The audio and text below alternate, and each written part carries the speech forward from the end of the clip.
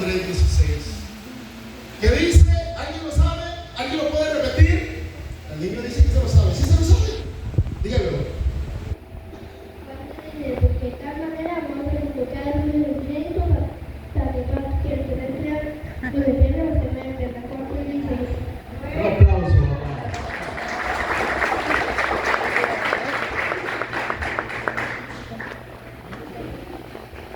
El versículo más conocido del mundo lo acaba de presentar. ¿Cómo se llama él? Darío. Darío. Un nombre de gente de verdad. Un aplauso para Darío, de verdad. Qué lindo, ¿eh? Yo soy profeta, un libro de profeta, pero ese niño viene marcado por Dios. Aleluya. ¿Cuánto lo creen? Vieron las cosas que estoy viendo, pero no las voy a decir porque no oía eso. El versículo más conocido del mundo es San Juan 3:16. Porque de tal manera amó Dios al mundo que ha dado a su Hijo único, para que todo aquel que en él cree no se pierda, mas tenga vida eterna. Pero ¿sabe qué es lo que pasa con este versículo? Que los mismos cristianos y el mundo lo hemos agarrado como un cliché.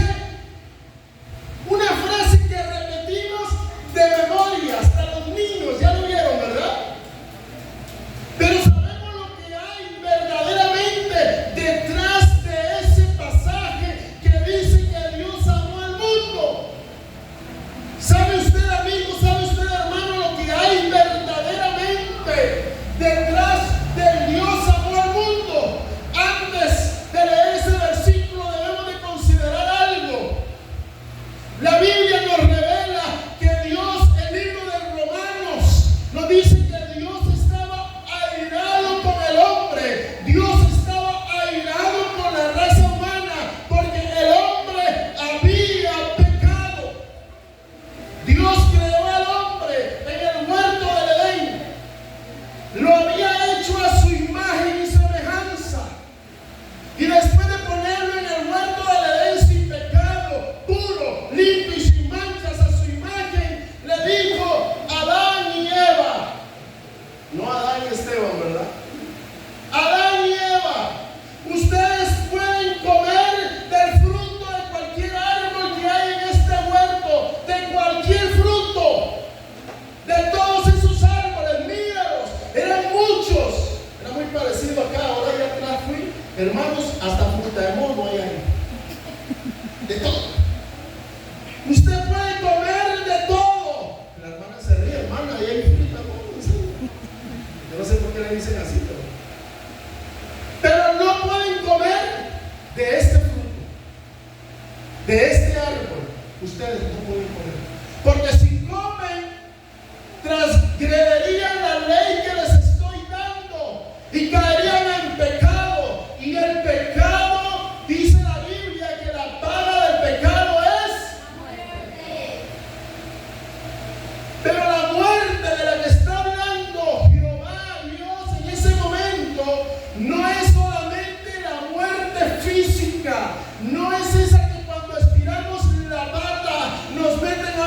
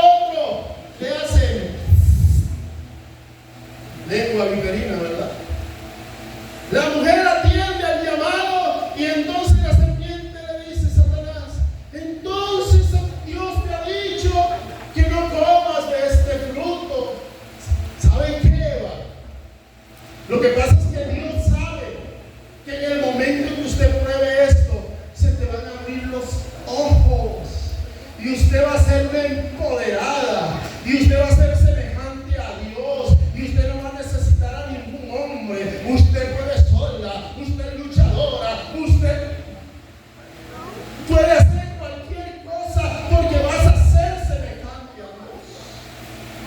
Y la mujer toma el fruto y lo muerde, lo come. Pero pasa algo, ahí todavía no había pasado nada, porque el encargado del huerto y el encargado de cuidar el huerto y de cuidar a su mujer era Adán. Y cuando la mujer llega a donde Adán y le dice: Adán, yo comí el fruto que Dios nos prohibió y no me ha pasado nada. Prueba tú también, mira esta manzana, es de California. El hombre prueba el fruto y el pecado a partir de ese momento entró al ADN de Adán y al ADN de Eva. El mundo entró en decadencia a partir de ahí. El pecado entró a la humanidad.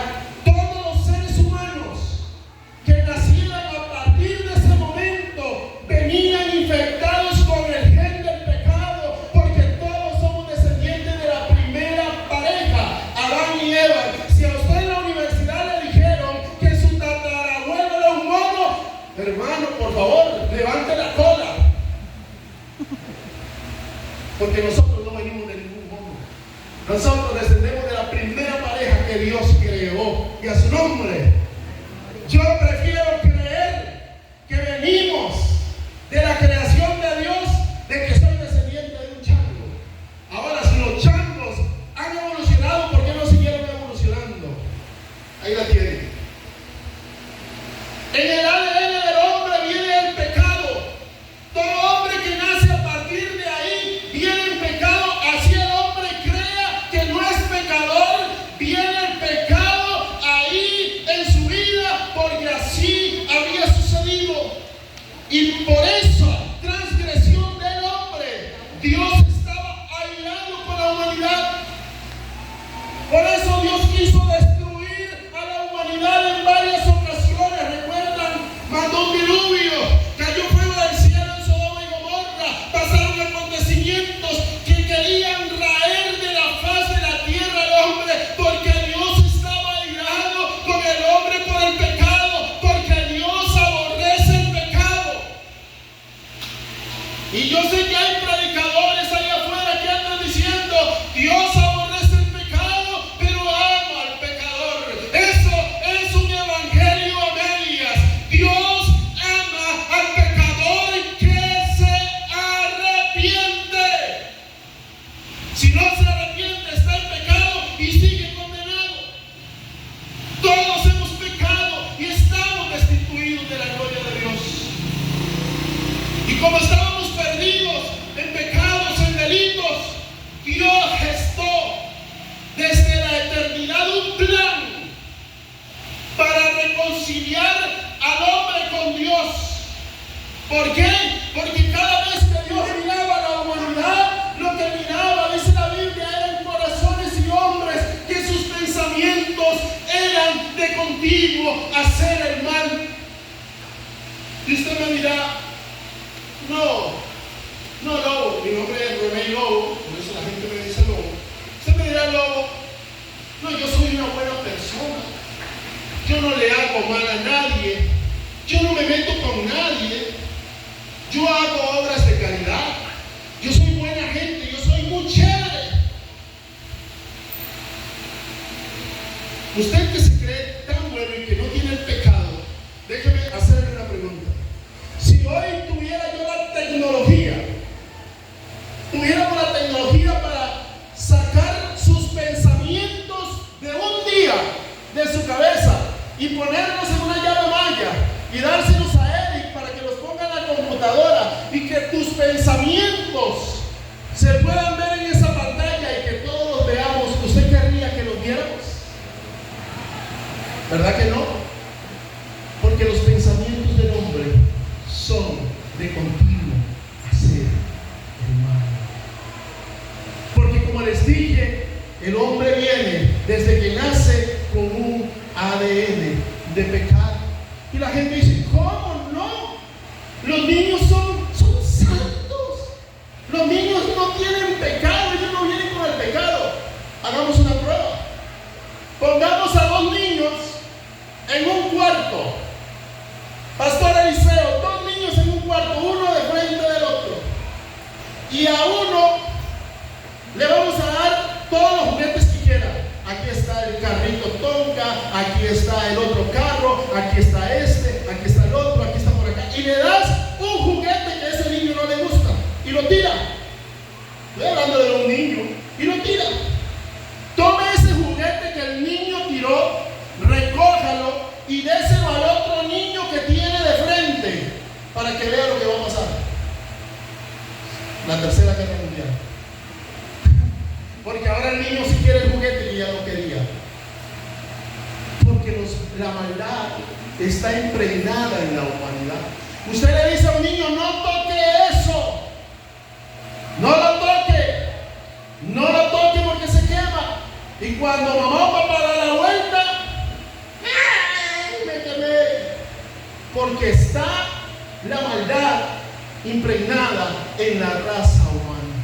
Y Dios gestó en la eternidad la solución para la raza humana, la solución para tu pecado y el mío, porque tú y yo somos pecadores. Tú y yo solitos no tenemos ninguna justificación para con Dios. Tú y yo no podemos hacer nada. Joven, tú no puedes hacer nada para justificarte ante Dios. Somos pecadores. La única solución de la raza humana era que Dios mismo bajara del cielo y pagara el precio por tu pecado y el mío. Era la única solución.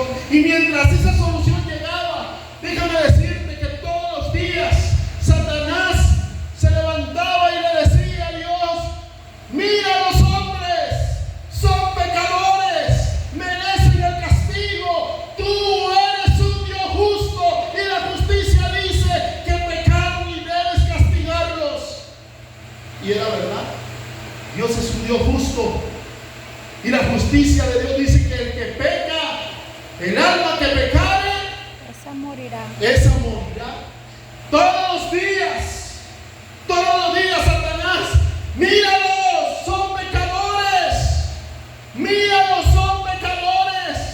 Pero Satanás no sabía, no se imaginaba, porque él no tiene la revelación de las Escrituras. Él no sabía el plan que Dios había concebido desde la eternidad, y era que porque de tal manera amó Dios al mundo, envió a su Hijo único para morir en la cruz del Calvario, para que ninguno se pierda.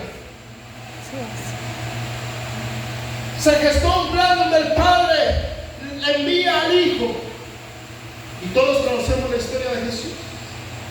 Era Dios encarnado, no era cualquier cosa, era Dios encarnado, porque solo Dios podía pagar el precio del pecado.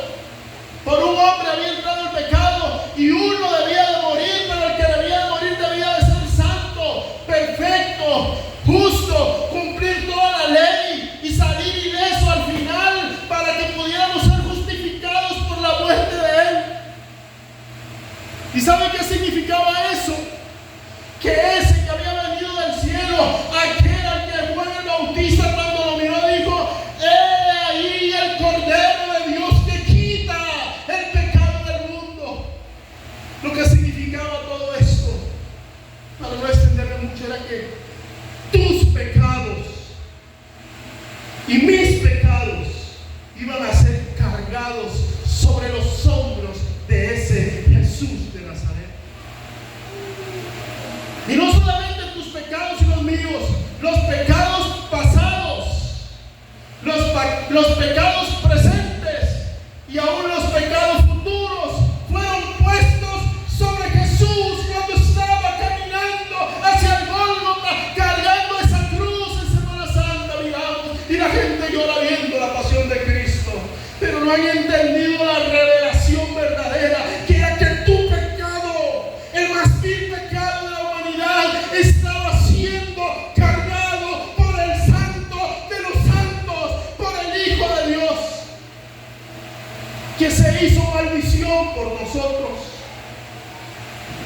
Porque ya la ley de Moisés decía que maldito todo aquel que es colgado en un madero. Él se hizo maldición por ti, se hizo maldición por ti, se hizo maldición por ti. Y cargó el peso del pecado de toda la humanidad, esa que nos separaba de Dios, ese pecado que aseguraba la muerte eterna, ese pecado que aseguraba que usted no iba a entrar al cielo. Jesús lo cargó en sus brazos, lo cargó en sus hombros. ¿Y saben qué?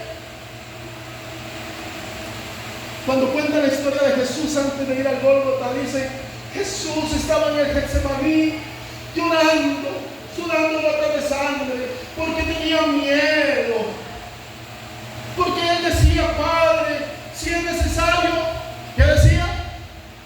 Pasa de mí esta copa.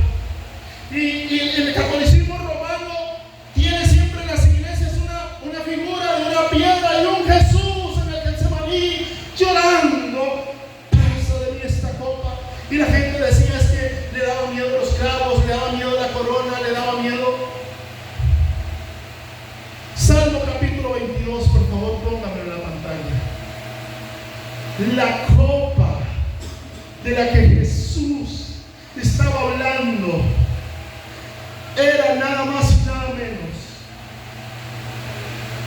que por causa de tu pecado y del mío, Él que era santo y 3 veces santo iba a ser abandonado por el Padre.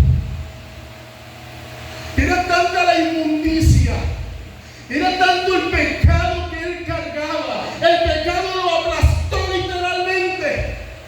Era tanta la maldad que había, que dice el Salmo capítulo 22: Dios mío, aquí esto es una profecía de David escribiendo lo que Jesús iba a pronunciar en sus oraciones, tomado por el Espíritu Santo. David dice: Dios mío, ¿por qué me has desamparado?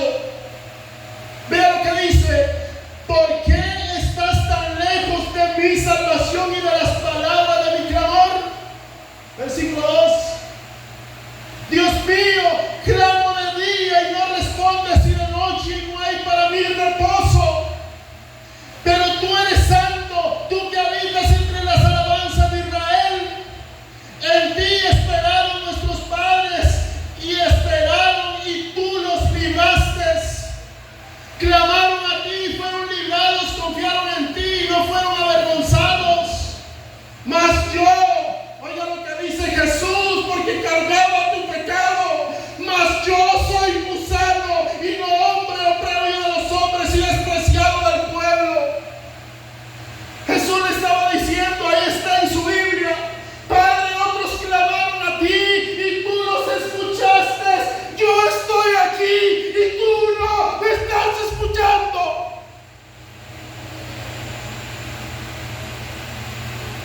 No lo estaba escuchando porque Jehová, Dios, no podía estar cerca de tanta pudrición, de tanto pecado que no le correspondía al Hijo, pero le fue imputado para poder salvarnos, porque esa pudrición éramos nosotros, éramos tú, éramos yo.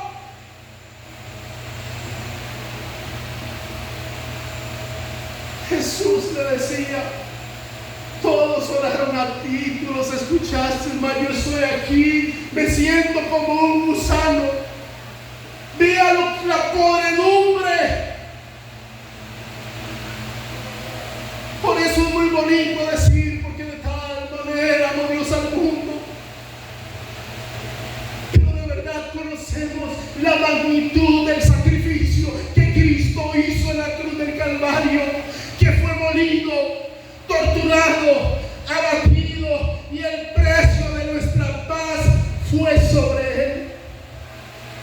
Y después de sufrir tortura, tormento, estar clavado en la cruz, exhala, le dice al Padre: ¿por qué me has abandonado? Todo está cumplido. Y murió. Y en el momento que Él murió,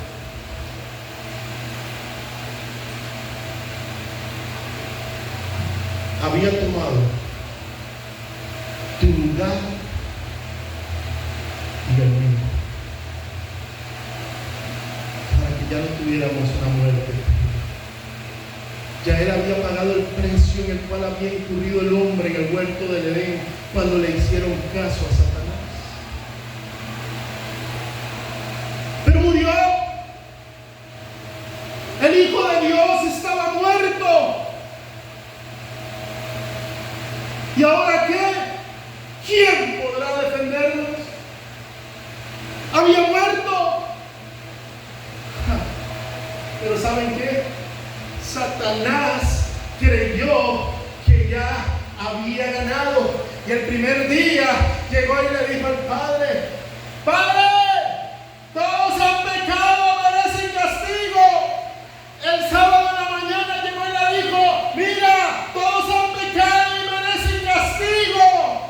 Pero al tercer día, cuando iba a decir, hubo un gran terremoto. La tumba, la piedra comenzó a rodar, el sello del Imperio Romano se rompió y el Espíritu Santo resucitó de entre los muertos a Jesucristo. Y Él triunfó sobre la muerte, sobre Satanás, sobre el pecado. ¿Cuántos son iglesia de Cristo aquí? Levante la mano.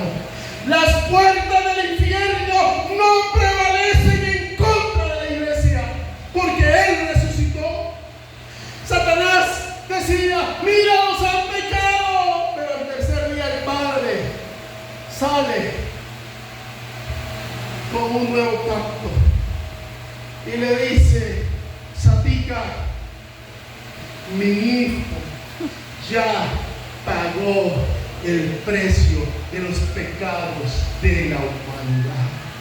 Mi hijo te venció, mi hijo venció a la muerte, y por eso es que hoy en Cristo tenemos la posibilidad de alcanzar la salvación y la vida eterna, porque la muerte que había sido declarada para nosotros, Cristo la hizo vida en su resurrección, porque si creemos que Jesús murió y resucitó, así también traerá Dios a los que durmieron en Él. Resucitarán en el día postrero para los que mueren en Cristo. Y si vivimos, para Él vivimos.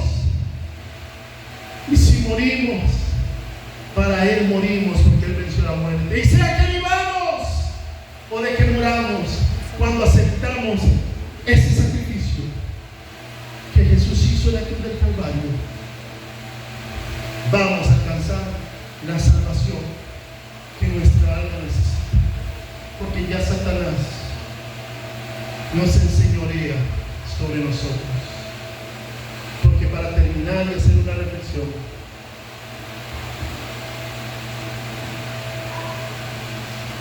cuando tú aceptas a Jesús en tu corazón y le abres tu vida a Él y te arrodillas y le dices: Padre nuestro que estás en el cielo, en el nombre de Jesús, cuando tú mencionas el nombre de Jesús, el Padre mira y te mira a ti por medio de Jesucristo.